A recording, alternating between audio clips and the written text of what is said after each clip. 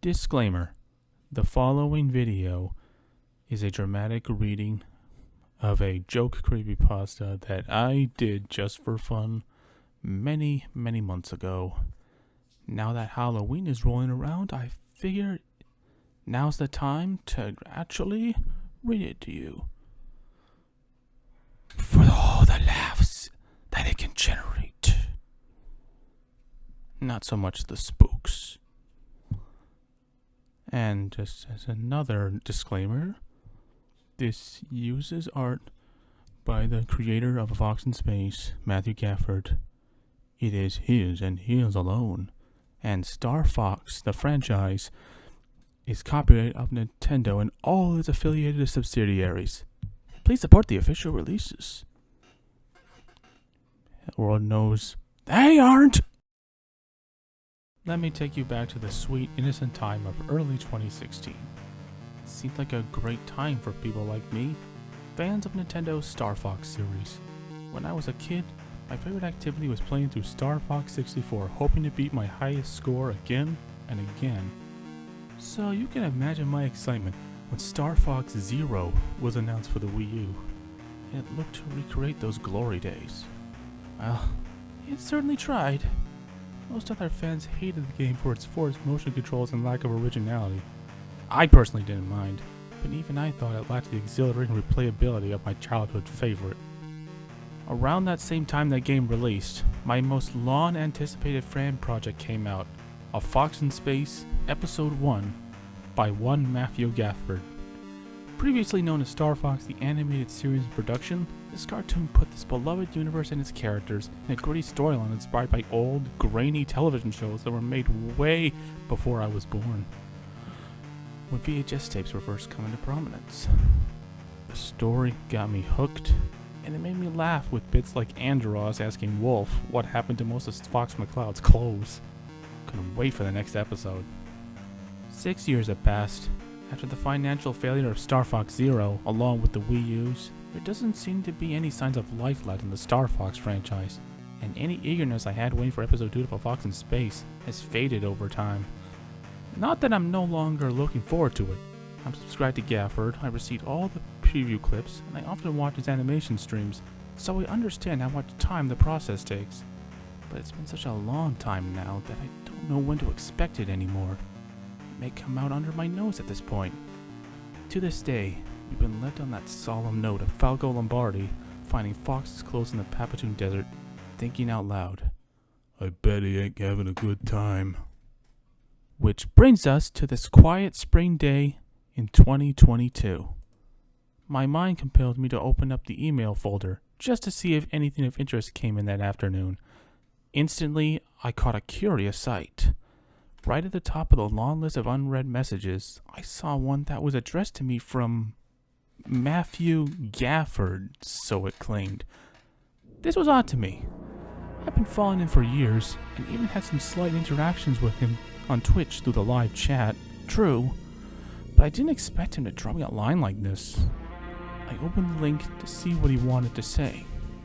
To my most dedicated fan, sincerely, Matthew G. The message read verbatim.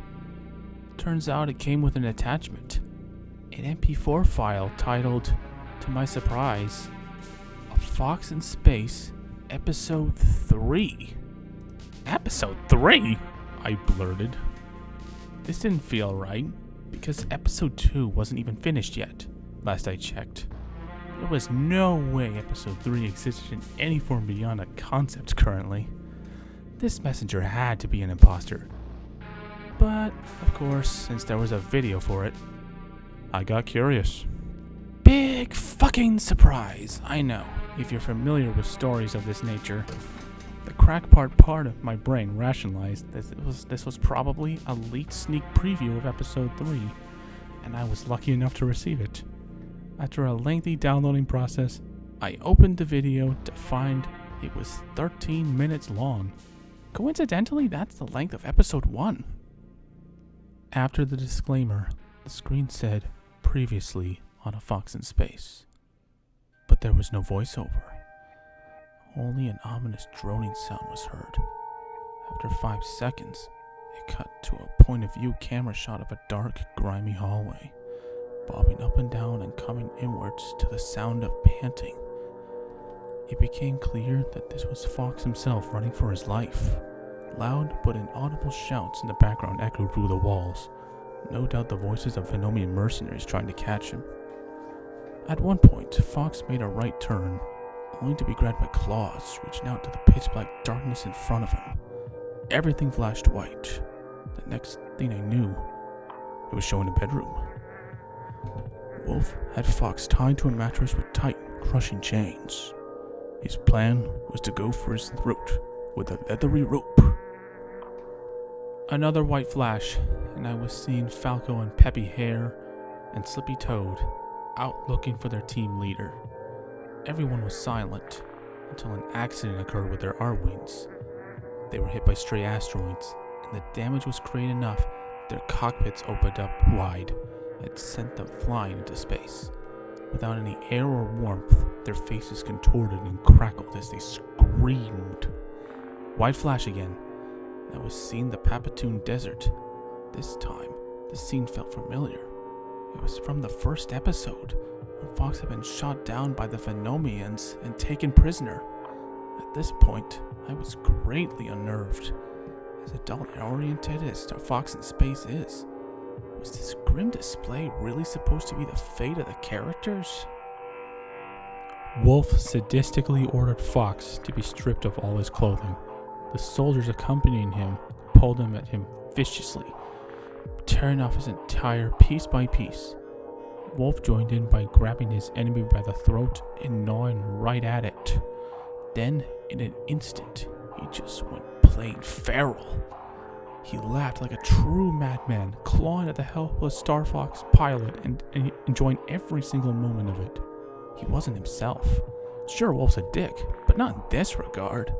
It switched back to Fox's point of view. With this, the most disturbing image in the video reared its ugly head.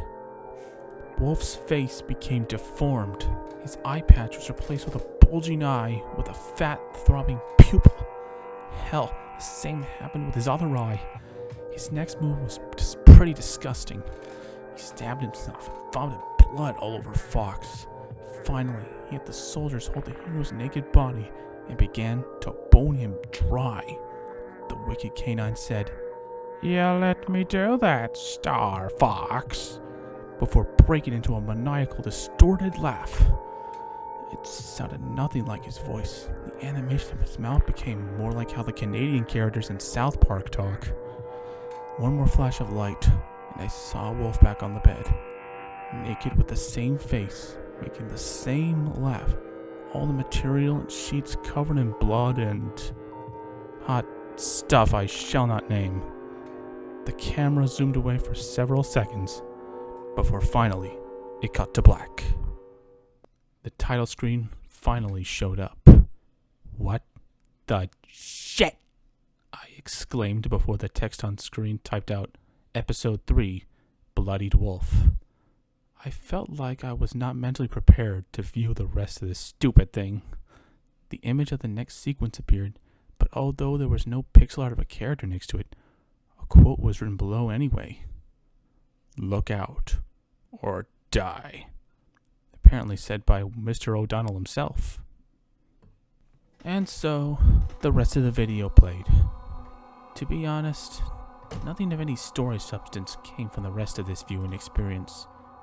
There was a brief moment of General Pepper holding a memorial service for the Star Fox team, and then it devolved into a slideshow of random garbage, clearly designed to spook whoever watched the damn thing. We had an empty room being slowly zoomed in on, which kept cutting to close-up shots of giant hornet attacks on honeybees. A person trapped in a shower with scalding hot water. A flock of jellyfish assaulting and drowning another person. A volcanic eruption enveloping an entire village of people and a jungle. Explosions in a war zone leaving behind melted and incinerated bodies. And Fox's severed head in a toilet. Nothing I personally feared, but it made me shiver and retch all the same. Seems like the creator only cared to animate the opening, and they just gave up from there and threw in footage from, well, your guess is as good as mine on how and why they had recordings of all those horrible sights. I skipped through the video to see if this would all amount to a single thing before it was over. Thankfully, there was something at the end. A 4-word message, written within a picture frame on a wall, which became crystal clear by the end of the zoom. It said, "Lick my dick, and boys." So, was that what this was all about? A potshot to Nintendo for not doing Star Fox justice? But why like this? Nevertheless, it was over. After unpacking it all, I deleted the video and emptied the recycle bin. I never wanted to watch it again.